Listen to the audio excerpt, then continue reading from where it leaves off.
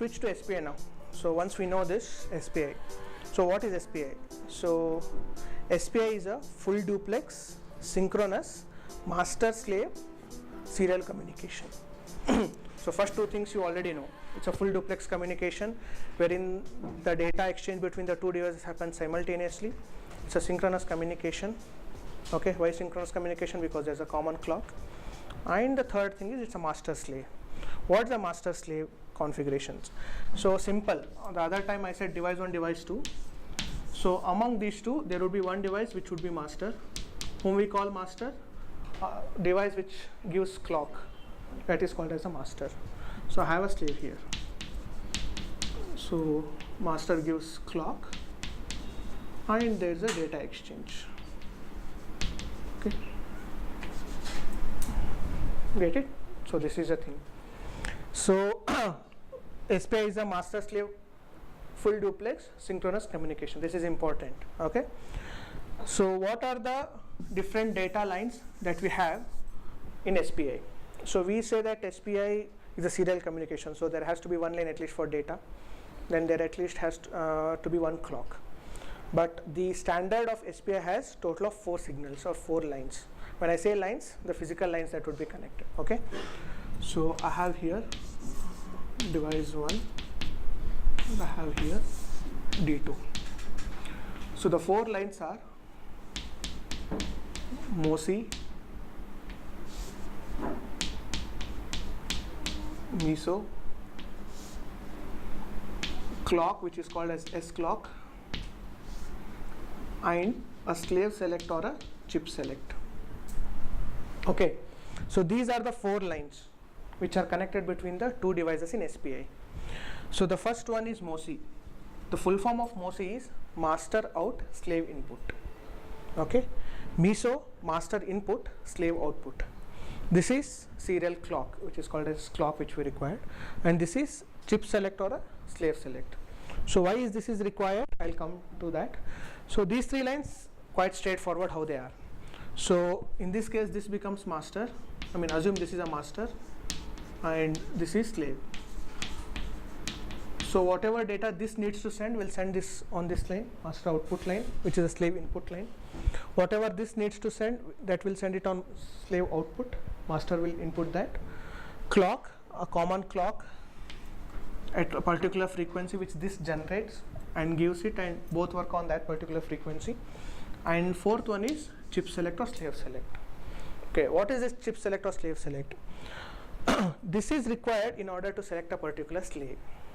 Okay, when I say in a particular slave, that means I can connect multiple slaves to a same master. Okay, so if I am connecting say 2, 3 slaves onto a same master, then I would have different chip select line. I'll show you the diagram, different chip select or different slave select line in order to choose which slave, because I cannot continuously transfer data to multiple slaves at the same time. I can send data to a single slave at the same time, but I can connect multiple slaves. So to which slave I am sending the data, that is important for us. So in order to choose that, we have different chip select or slave select to choose it. I mean to choose a particular slave and send the data over it. So assume I have a single slave.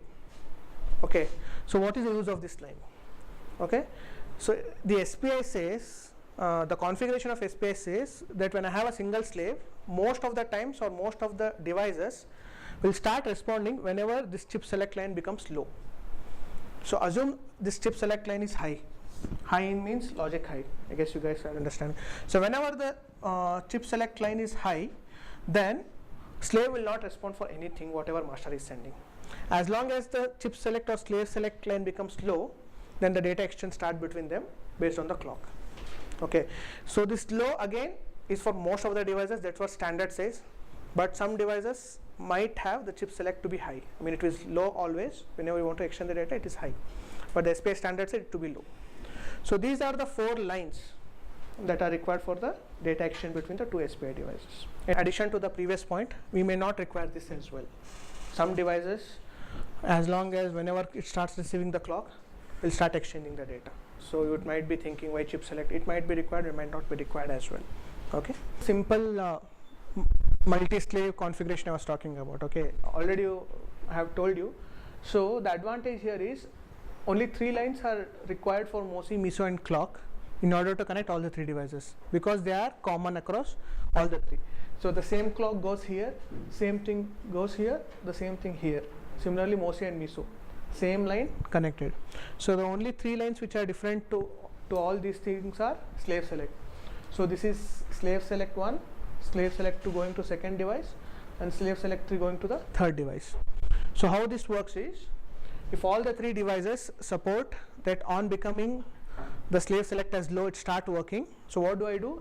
In order to make this work, I make SS2 and SS3 as 1, keep it high, and SS1 as low. So whatever data I transfer on MOSI and MISO, the data exchange will happen with the slave 1. Okay. Similarly, in order to make this as work, make SS2 as low, make SS1 and SS3 as high. Similarly, SS3 low makes this device enable. So this is a configuration that is done in most of the projects, higher end projects, because I have sometimes in a complex project I need to work on say 4 slaves, 5 slaves, and I have only 2 SPI supporting in my processor, which is a master device in most of the cases. So in that case, this configuration becomes important. Understand? So another configuration which rarely used but used sometimes in certain projects is this. It's called as daisy chain. Why? Because you can see clock I have connected common to all the dividers, and slave select is again common here. So how does this works? In this case, the SPI slave 2 doesn't directly exchange data from the processor directly. It comes through slave 1. So you can see MOSI, the master output is connected here. It receives the device. It then sends MISO to this MOSI. In this case, this becomes master for this slave device. Okay, how this data exchange, again a configuration need to be done, but this is how the data exchange. So similarly, for this device, this becomes master, so MISO is connected to here, and this finally gives out the data to the transmitter, the master. Okay. Again, when this is done, assume I have a single chip select in the processor and I need to connect multiple devices. I can connect in this way. Definitely there is data latency for receiver to get its data, it takes a time. So assume the slave 1 needs to send some data. Okay. But 2 and 3 need not do anything. I mean, they are not, they don't want to send some data. So what happens? Transmitter sends the data to the slave 1. The receiver will send its data to slave 2, which in turn will send it to slave 3. The slave 3 will send it to transmitter. So this latency would be there. But definitely, if my hardware doesn't support 3 chip selects, then definitely this is a configuration I need to go. Okay? Any doubts? Cool. So now, so what is polarity and phase? Anyone? Anything you know? What's polarity first? Anything you know, it need not be correct, wrong, nothing.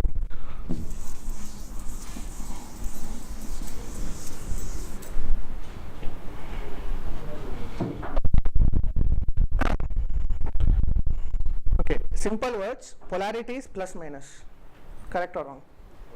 Plus minus. Okay. So polarity is, if I have a transmission this way, it is what? Positive polarity I can say, correct? That means the clock is above 0. I'm talking in single words, it's not too technical in order to make you understand. So the other case would be, I have a clock this way, wherein the clock is below 0. Polarity minus. And phase is when I transmit the data, at what angle I could say. Phase is angle basically, whether on the whether when my clock is here or when my clock is here. Understands? Basic. So this becomes important in SPI. Okay. So clock polarity and clock phase, they are basically not the physical signals, but these are the settings you need to do so that the 2 devices exchange data. Okay. So when I have 2 devices, what are the how many combinations are possible? 4 combinations. So this is the first combination. Polarity is 0, phase is 0. Okay, these 2 are the settings which you need to do on the master and slave for it to work. So when I say polarity is 0, just to tell, in any signal, this is a leading edge and this would be a trailing edge, whatever I have in this. So when clock polarity is 0, okay, and phase is 0, the data is sampled at the leading edge. Before going here, you guys know what is this? You have seen this anywhere? No, right? So this is a byte transfer. Okay, byte transfer or data transfer, you can think of anything. So assume I have 1 byte of data. That 1 byte could be anything. It could be 0 0 0 0 means all the bits are 0 0 0 0 0 0 0 0 0, and FF, all the bits are 1, correct? So I can have any data between 0 and 1. So you see any diagram of this kind anywhere, meaning the first bit can be either 0 or 1, you don't know. So this is a general representation of it. It could be either 0 or it could be either 1. So this represents a byte of transfer. Understood? So what happens is, in this case, data is sampled. What is sampled? In simple language, read or transmitted. So data is sampled on the leading edge and is transmitted on the, when the data is trailing edge, when the clock is trailing edge, sorry. Understood? So this becomes leading and this becomes trailing. The data is sampled on the leading edge and are transmitted on the trailing edge. Understood? You'll understand it better when you see the next diagrams. So this is when polarity is 0, phase is 1. So here you can see trailing edge. The data is transmitted on a trailing edge, sampled on a trailing edge, sorry. So this indicates transmission of data, whether it is transmission or reception data. So on the trailing edge, data is sampled, and on the next leading edge, because this is one clock, this is the leading, so on the next leading edge, data is actually transmitted. Any doubts? Or it's confusing? I see question marks, couple of people. Okay, we'll understand it more. So next diagram is clock polarity is 1, phase is 0. In this case, what is this? What kind of edge? That's not a trailing edge, because here the polarity is minus. In this case, this becomes a leading edge and this becomes a trailing edge. Okay, I would have expected that, but now it's clear, I guess. So in a clock, the first edge becomes a leading edge. The next one becomes a trailing edge. So when polarity is 0, the high to low is leading edge, low to high is trailing edge. That was a different case in that thing. So in this case, what happens is, on the leading edge itself, the data is sampled. On the raising edge, data is sent. But in this case, the polarity is negative. That's a difference. So the final one, yeah. So now I guess it's understanding. So whenever there's a polarity 1 and phase 1, the data is sampled on the trailing edge and transmitted on the next leading edge. The data is sampled on the trailing edge and transmitted on the next leading edge. Okay. So why we require this? Now question, why we need to study this? Okay, we require this so that the synchronization between happens. So when we say synchronization is by clock, I know the clock is continuously being transmitted between the two devices. But when I should start receiving the data, it should not happen that say there is a byte called as 0xA.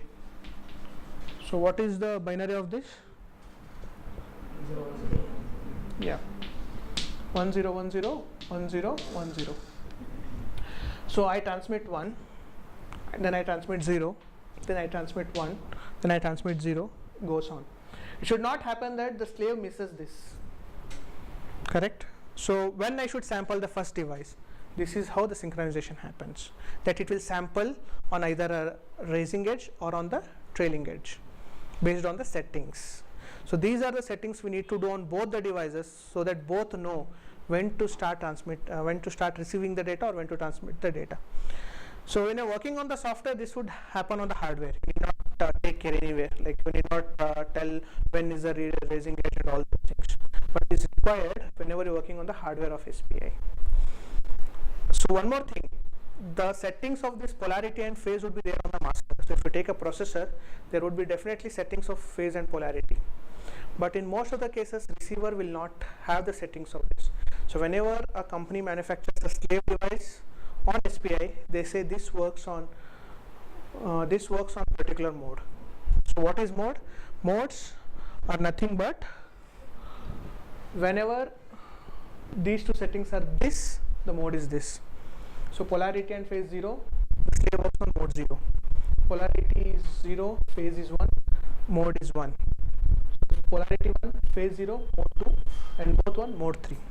So next you have any SPI device you're working, say any temperature sensor or any sensor, and that sensor works on SPI, you take data sheet. The first thing you need to check is what is the mode of operation. The mode of operation of a slave device is 1 and you are transmitting it not another thing from no data exchange. You won't be able to receive anything. Understood? So you need to know as an ENC engineer, you need to know what are phase, what is polarity, everything, the leading edge, trailing edge, everything. But with respect to software implementation, it's about the settings what you need to do on the device. Basic point that we say mode 0, 1, 2, 3. It need not be written. Why you should know this again, one more point is, some manufacturer will not write in a bold letters that this device supports mode 0, mode 1.